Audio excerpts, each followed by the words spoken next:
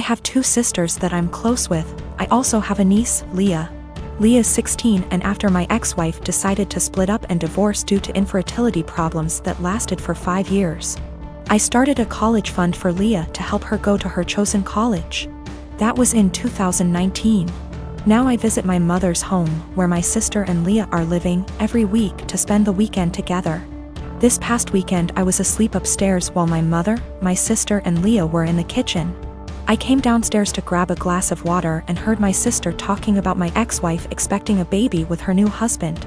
This struck a nerve and I kind of froze from shock. I then heard Leah react to the news repeatedly saying, "I told you so, I told you so." Then explained she's always thought that I was the one with a problem for not being able to have a baby with my ex, but that I was too afraid to admit due to fragile masculinity. I could not believe what she said, but what made it worse is her following statement about how my ex was smart to get a divorce before it was too late. I went upstairs and into the room and shut the door and stayed there for hours. Mom and sister saw me about to leave and insisted to know what the problem was. I didn't want to argue, but I told them that I heard what Leah said about me. Leah stopped eating and got quiet. My sister tried to play dumb, but I told her I heard their entire conversation about my ex-wife and her pregnancy news. My sister tried to backpedal, saying Leah is just a kid who doesn't know much about this stuff and was just spouting nonsense. I told them I don't want to talk about it and they refused to let me leave, but I left eventually. I later sent my sister a text telling her about how hurt and devastated I was because of what Leah said, and told her I will no longer be responsible for funding her education. My sister kept trying to call, then texted saying Leah didn't mean what she said and offered to make her apologize, but I didn't feel comfortable being in the same room with someone who blamed me for something that was out of my control and something that literally turned my life upside down. My mother tried to get me to come over so we could talk, saying Leah doesn't deserve me turning my back on her like that. I haven't seen my sister nor Leah after what happened, but they are still trying to contact me, which means there's still a room for a discussion, and so I've decided to go see them tomorrow. Sit down together and have a long conversation. But this, I admit that I was mad when I told my sister about the college fund cancellation. I love Leah so much and see her as my own daughter. Unfortunately, her dad, my brother-in-law, is deceased, and so I understand losing a parent at a young age and relate to the kind of hurt she carries inside. Lost my father in an accident when I was 11, and I think that sitting down and talking things out is the best option before I make any decision.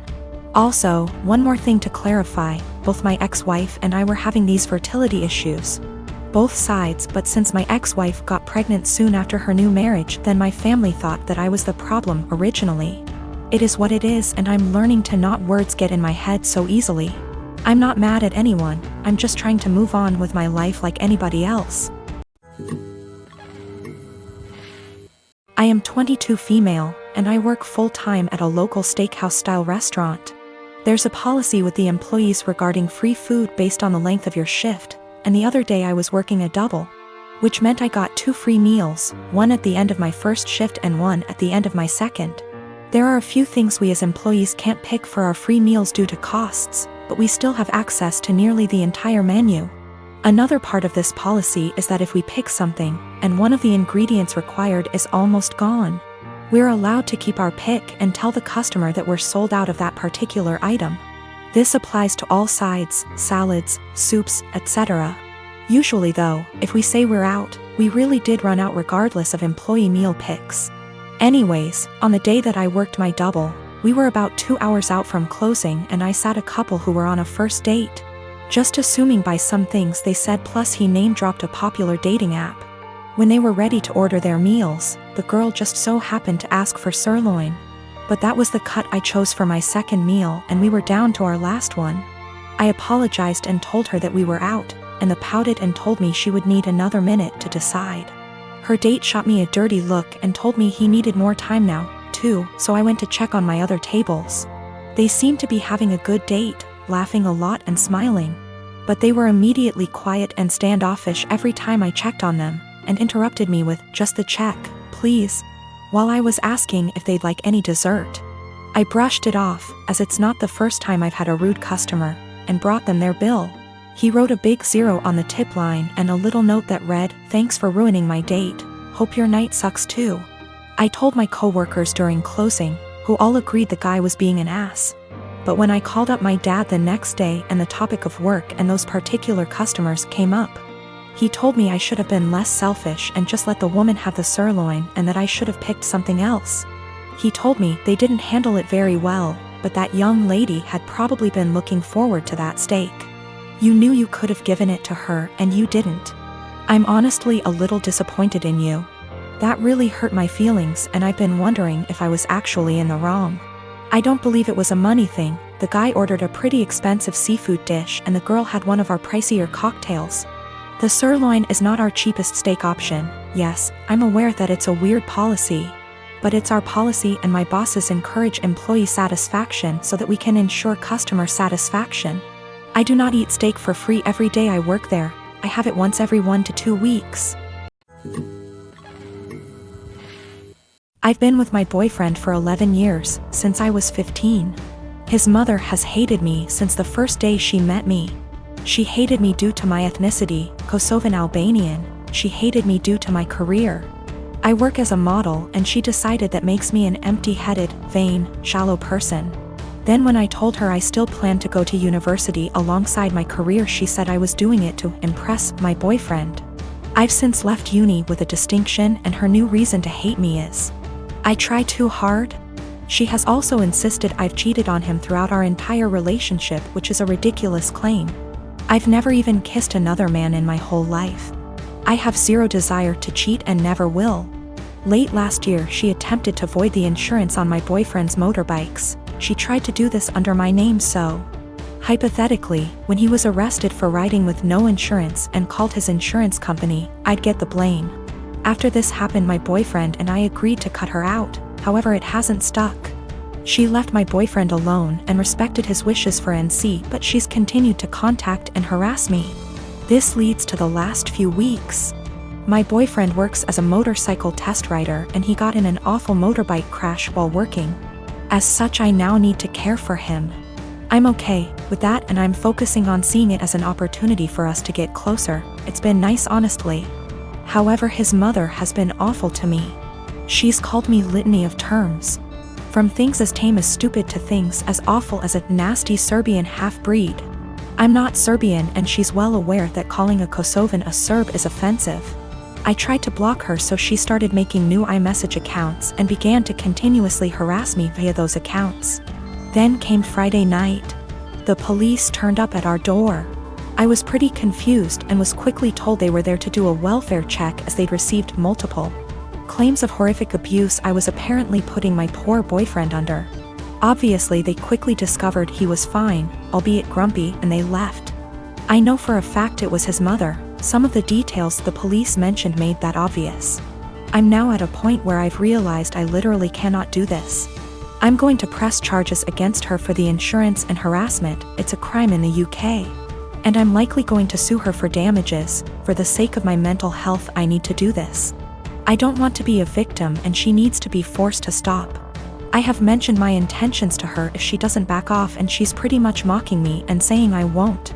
I absolutely will. I just feel like this morally may make me an awful person. She sucks, I know this. However, she's old and miserable enough as is, and I feel like doing this may ruin whatever small amount of life she has left. It feels like it may be too far. I really don't know though, and I genuinely cannot be objective here. Dan and I have been married for 3 years and 8 months ago welcomed our amazing son into the world.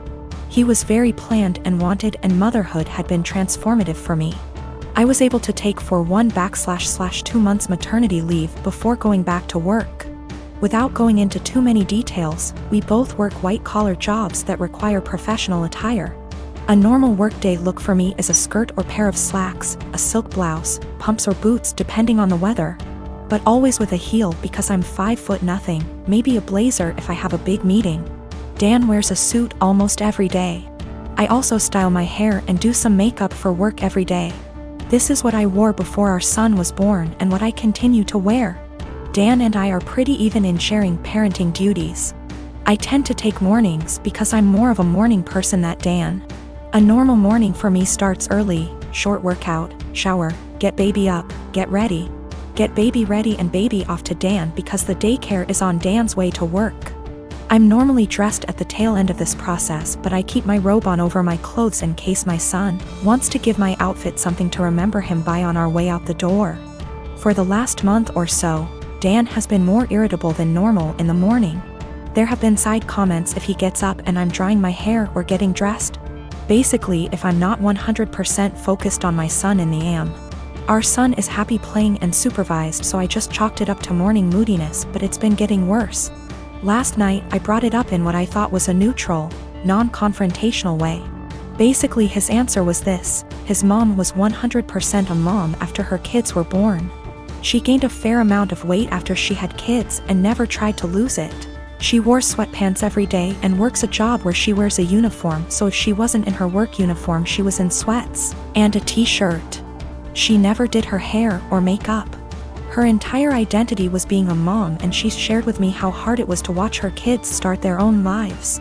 Dan thinks I don't care about our son as much as he does since I worked on losing the baby weight and still put effort into my appearance. I feel like keeping this part of my identity actually helps me be a better mother.